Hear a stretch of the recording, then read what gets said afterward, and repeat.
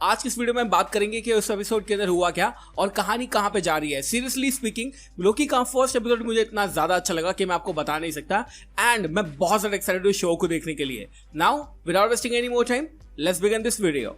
तो guys, episode की शुरुआत में हमें वही सीन दिखाया जाता है जो कि हमने एवेंजर एंड गेम के अंदर देखा था। जिस तरह से लोकी टेसरैक्ट का इस्तेमाल करके वहां से टेलीपोर्ट हो जाता है, उसके बाद का सीन हमें दिखाया जाता है। हम देख सकते हैं यहाँ पर जो लोकी है वो एक पोर्टल से आ गया है गोबी डेजर्ट के अंदर और यहाँ पर आकर वो अपने रेगिस्तान के अंदर गिर जाता है। जैसे वो यहाँ पे गिरता है उसके बाद गोबी डेजर्ट के कुछ लोग हैं वो आके देखते हैं और उससे पूछते हैं कि कहाँ पे आ गए हैं, और लोकी को भी ये नहीं पता है कि एक्चुअली में वो है कहाँ पे।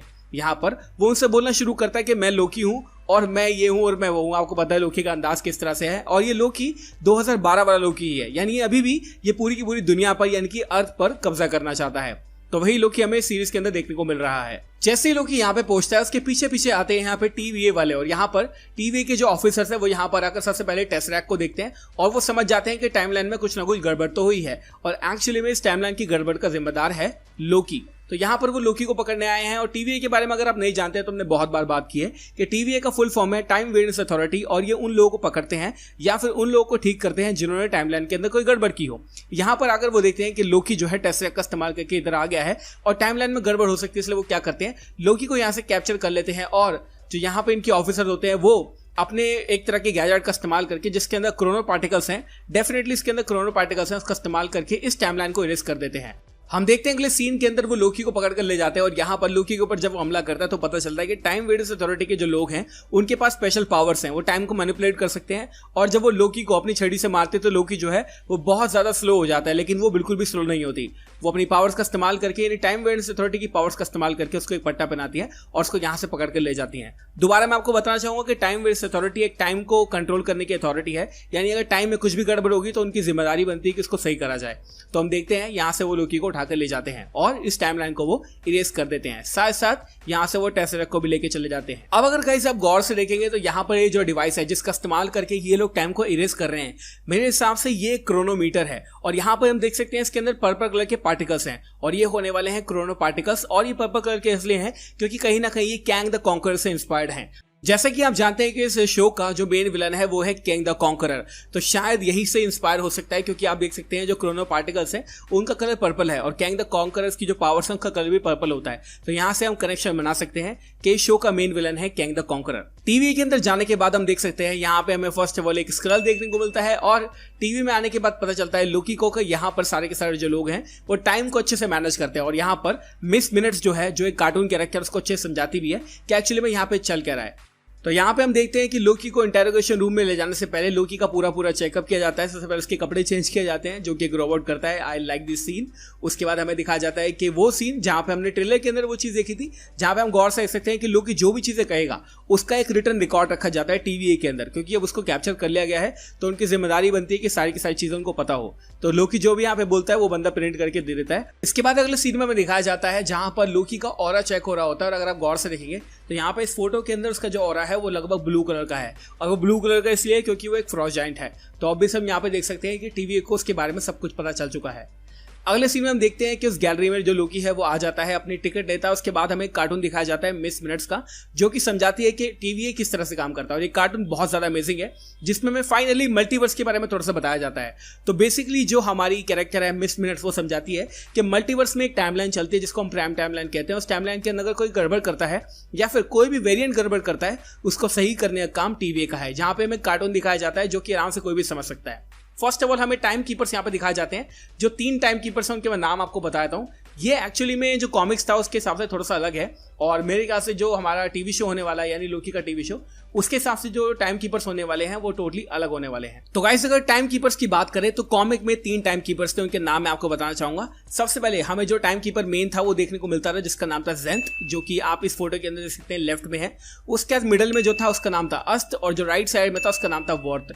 लेकिन अगर मैं बात करूं TVA की और साथ साथ लोकी TV शो की, तो मेरे हिसाब से यहाँ पे जो टाइम कीपर्स हैं उनका नाम थोड़ा सा अलग होने वाला है। मेरे हिसाब से यहाँ पर जो टाइम कीपर्स होने वाले हैं वो कौन कौन है मैं आपको बताता हूँ। सबसे पहले हमें जेंथ तो देखने को मिलेगा ही मिलेगा, लेकिन जो मिडल में है वो अस्त नहीं होने वाला है। मेरे ख्याल से वो होने वाला है कैंग द कॉन्करर, और साथ में जो लास्ट वाला टाइम कीपर होगा उसका नाम होगा वॉर्थ, जो कि सीन के अंदर हम देख सकते हैं। तो जो बीच वाला टाइम कीपर है वो मेरे हिसाब से कैंग द कॉन्करर होने वाला है, क्योंकि ऑब्वियसली इस शो का जो मेन विलन है वो कहीं ना कहीं शायद कैंग द कॉन्करर हो सकता है। और आपको पता नहीं है तो मैं आपको बता देता हूं कि एंटमैन एंड द क्वांटमेनिया, यानी कि जो एंटमैन का थर्ड पार्ट आने वाला है उसका मेन विलन भी कैंग द कॉन्करर है। तो शायद लोकी के टीवी शो के अंदर हमें अस्त नाम का टाइम कीपर देखने को ना मिले, शायद हमें उसके जगह पे कैंग द कॉन्करर देखने को मिले। इस कार्टून के जरिए में बताया जाता है कि अगर कोई पर्सन है जिसका वेरिएंट बहुत सारे, आप इस कार्टून में देख सकते हैं एक ही जो बंदा है वो सेम है बट उसके कपड़े अलग अलग है। इसका मतलब ये है कि जो पर्सन है वो सेम रहता है, लेकिन उसके जो वेरिएंट होते हैं वो अलग अलग होते हैं। अगर वो कुछ गड़बड़ी करते हैं तो टाइम वेरिएंस अथॉरिटी का ये काम है कि उस टाइमलाइन को इरेज कर दिया जाए, ताकि मल्टीवर्स के अंदर कोई ज्यादा तरह का फ्लक्चुएशन ना हो और कोई गड़बड़ ना हो। अगले सीन में हमें इंट्रोड्यूस किया जाता है एजेंट मोबियस से, जो कि टाइम वेरिएंस अथॉरिटी यानी कि टीवीए का बहुत बड़ा मेंबर है, और वो 1549 के अंदर एक तरह से यहाँ पर बहुत सारे टीवीए के एजेंट्स को मार दिया गया है, उसका एक तरह से वो चेकअप कर रहा है और देख रहा है कि यहाँ पे एक्चुअली में हुआ क्या है। वहाँ पर उसे एक बच्चा मिलता है जिससे पूछता है कि ये सब किया किसने है, और वो एक तरह से इशारा करता है डेविल की तरफ। अब ये डेविल वाली बात जो है मैं नहीं बोलना चाहता दोबारा, क्योंकि आप फिर बोलोगे मफिस्टो वाली बात आ जाएगी, लेकिन मार्वल का जो डेविल है वो मफिस्टो ही है। तो यहाँ पर ये जो बच्चा है वो डेविल की तरफ इशारा कर रहा है, तो शायद ये मफिस्टो का कोई रेफरेंस हो सकता है, या फिर वो ये बताना चाहता हो कि जो भी इंसान यहाँ पे आके करके गया है वो डेविल की तरह था और वो बहुत ज़्यादा खतरनाक था। तो यहाँ पे हम देख सकते हैं कि जो मोबियस है वो इस बात को यहाँ पे देख रहा है कि एक्चुअली में यहाँ पे हुआ क्या है। ये काफ़ी चीज़ मुझे अच्छी लगी।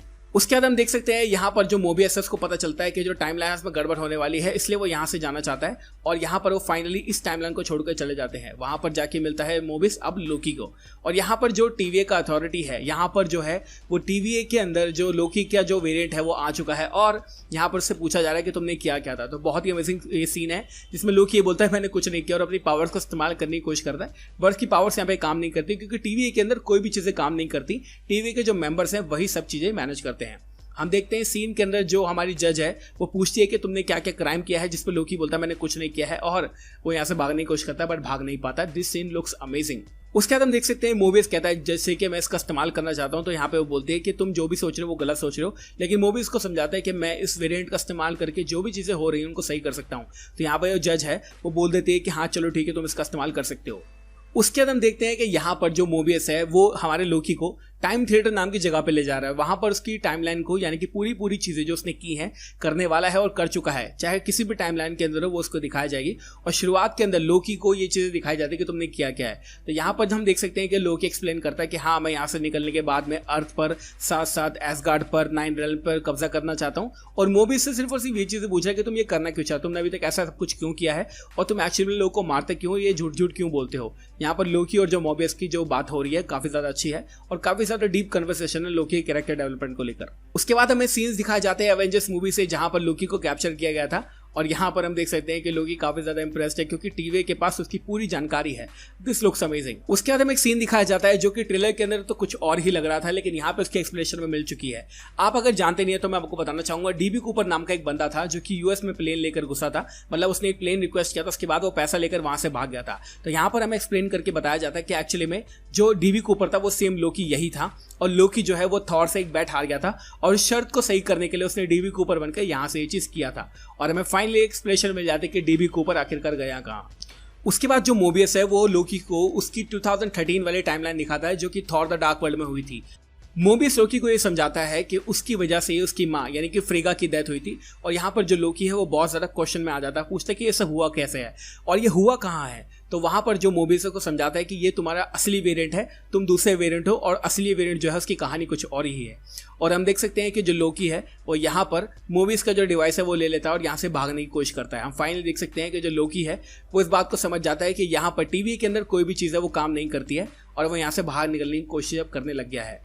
एक सीन के अंदर में दिखाया जाता है कि जैसे ही लोकी जो है वो मेन काउंटर पे पहुंचता है, वहां पे जो बंदा उसको डराने की कोशिश करता है उससे बोलता है कि मुझे टेसरैक्ट दे दो, मुझे टेसरैक्ट दे दो, अदरवाइज मैं तुम्हें मार दूंगा। तो यहाँ पे जो बंदा है वो कहता है ठीक है ले लो, लेकिन जैसे ही वो टेसरैक्ट को पकड़ता है उसको पता चलता है कि टेसरैक्ट के अंदर कोई भी पावर्स नहीं है। साथ ही साथ इस ड्रॉर के अंदर आप एक चीज देख पाएंगे जो कि काफी ज्यादा अमेजिंग है, वो है इन्फिनिटी स्टोन्स। जी हाँ, हम यहाँ पे देख सकते हैं बहुत सारे इन्फिनिटी स्टोन्स रखे हुए हैं, और ये बात देखकर यानी ये चीज देखकर जो लोकी है बहुत ज्यादा पजल हो जाता है। और ऑब्वियसली मैं ही पजल हो गया था कि जो इन्फिनिटी इन्फिनिटी स्टोन्स हैं वो ऐसे ही क्यों रखे हुए हैं। तो यहाँ पर ये जो बंदा है जो डेस्क पर बैठा था वो एक्सप्लेन करता है कि TVA के अंदर इन स्टोन्स का कोई पावर ही नहीं है और तुम कुछ भी कर लो कुछ कर ही नहीं पाओगे। यहाँ पर ये भी वो एक्सप्लेन करता है कि वो तो पेपर वेट की तरह इन्फिनिटी वो स्टोन्स को इस्तेमाल करते हैं। लोकी ये बात समझ जाता है कि यहाँ से निकलने का कोई रास्ता नहीं है और वापस उसी कमरे के अंदर पहुंच जाता है जहां पर उसको टाइम थिएटर के अंदर दिखाया जा रहा था कि उसने क्या क्या किया है। हम देखते हैं यहाँ पर लोकी की पूरी टाइमलाइन फ्लैश होती है। सबसे पहले हमें सीन दिखाए जाते हैं हमारे थॉर रैग्नारॉक से जहां पर ओडिन की डेथ हो जाती है। लोकी बहुत ज्यादा इमोशनल हो जाता है। उसके बाद हमें सीन दिखाए जाते हैं पूरी मूवी से।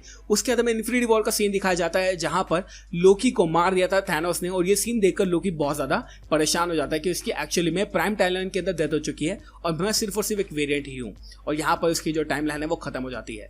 यहाँ पर जो मोबियस को आकर समझाता है कि तुम यहाँ से भाग नहीं सकते और तुम्हें मेरी मदद ही करनी पड़ेगी यहाँ पे। तो मुझे काफी ज्यादा अच्छा सीन लगा। जैसे लोकी फ्रस्ट्रेट होकर अपना ट्राई करना बंद कर देता है तो मोबियस को आकर समझाता है कि तुम्हें मेरी मदद करनी पड़ेगी और मैं तुमसे कुछ काम करवाना चाहता हूँ अगर तुम यहाँ से निकलना चाहते हो तो यहाँ पर जो लोकी है वो पूछता है कि तुम मुझे क्यों पूछ रहे हो, तुम मुझे क्यों यहाँ से निकालना चाहते हो, मतलब तुम चाहते क्या हो। तो यहाँ पर जो मोबियस है वो एक्सप्लेन करता है कि हम एक वेरिएंट को ढूंढ रहे हैं और वो वेरिएंट तुम्हारा ही है। अगले सीन में हमें दिखाया जाता है 1858 की टाइमलाइन जहां पर ओक्लाहोमा के अंदर कुछ हो रहा है। हम देख सकते हैं TVA के बहुत सारे यहाँ पे पुलिस वाले आकर देख रहे हैं कि एक्चुअली में चल क्या रहा है और यहाँ पर हमें एक शैडोई फिगर दिखाया जाता है जो कि इन सारे के सारे TVA के मैनेजर्स को या फिर पुलिस ऑफिसर्स को मार देता है और एक्चुअली में ये लेडी लोकी होने वाला है जो कि प्ले करेंगी सोफिया डी मार्टिनो। और यहाँ पर हमने सेट इमेजेस भी देखी थी जहाँ पर हम देख सकते हैं कि लोकी का एक वेरिएंट ही है और आई थिंक ये लोकी का वही वेरिएंट है जिसको टाइम कीपर्स यानी कि TVA ढूंढ रही है। इस सीन के हम देख सकते हैं कि उसने सेम कपड़े पहन रखे हैं जैसा 2013 के लोकी ने पहन रखे थे। तो ऐसा हो सकता है कि यहाँ पर TVA को दूसरे टाइमलाइन का लोकी मिल गया हो जो कि लेडी लोकी है और यहाँ पर वो कुछ गड़बड़ कर रही हो। इसको सही करने के लिए TVA को किसी की मदद चाहिए हो और TVA के पास लोकी अब ऑलरेडी आ ही चुका है तो लोकी का इस्तेमाल करेंगे वो लोकी को पकड़ने के लिए। तो दैट इज जस्ट अमेजिंग। तो ओवरऑल अगर बात करें लोकी के फर्स्ट एपिसोड की तो मेरे हिसाब से फर्स्ट एपिसोड बहुत ही अच्छा था। सीरियसली स्पीकिंग मुझे इस एपिसोड का म्यूजिक माइंड ब्लोइंग लगा। मतलब मेरे को ऐसा नहीं लगा कि मैं डिज्नी प्लस का कोई शो देख रहा हूँ। I think I was watching a movie. अगर आपको ये एपिसोड अच्छा लगा हो तो गिव मी अ लाइक। तो लाइक और शेयर ठोक दीजिए महाकाल का लाइक और शेयर ठोक दीजिए। पूरा साल मेहनत करता हूँ आपके लिए बेटा। और शेयर कर देना इस वीडियो को। साथ साथ कमेंट सेक्शन में जरूर बताना गाइस कि आपको लोकी का फर्स्ट एपिसोड कैसा लगा। काफी लोग मुझसे ये बोल रहे हैं कि भैया मुझे डिज्नी